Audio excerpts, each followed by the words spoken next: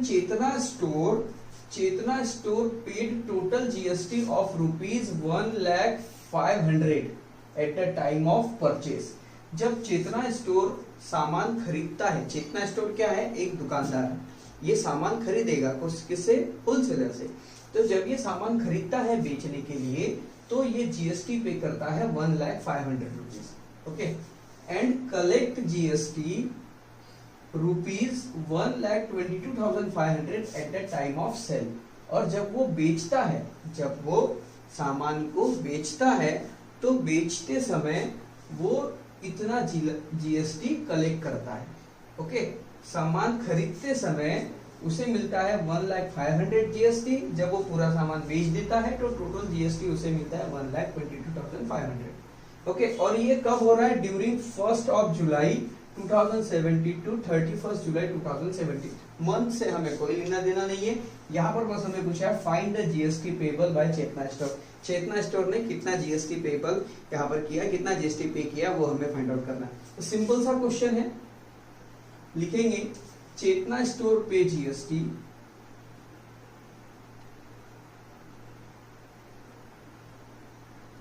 Chetna store paid GST at the time of purchase is 1,05,000। Okay, तो जब GST purchase करते समय पे की जाती है, उसी को हम दैट इज इनपुट टैक्स यानी ही 1,05,000 होगा।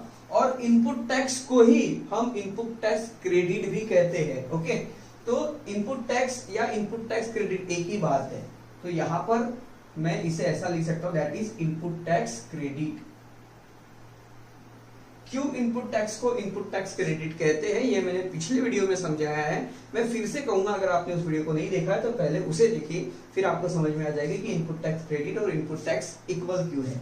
ओके, तो इनपुट टैक्स क्रेडिट ही हो जाएगा 1,05,000। ओके, अब and collect GST at the time of sale. तो लिखेंगे at the time of sale Chetna store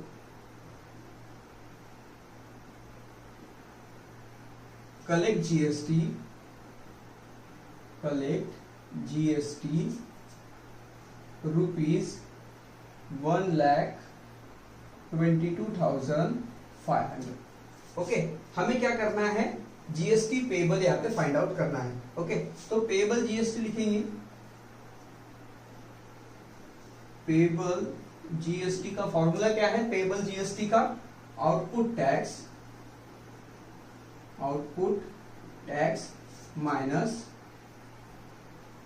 input tax credit, जिसे हम आईसीटी लिख सकते हैं, आईसीटी। और यहां पर एक और बात, at the time of Chetna store, जब चेतना स्टोर सेल करता है तो सेल करते समय जो जीएसटी कलेक्ट करता है उसे आउटपुट टैक्स कहते हैं, that is output tax is equals to 1,22,500।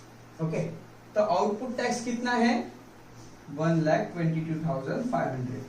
ICT input tax कितना है, 1,05,000। ओके, तो 1,22,500 में से 1,05,000 माइनस कर दिया जाए तो इनके पास बच जाएगा 22,000।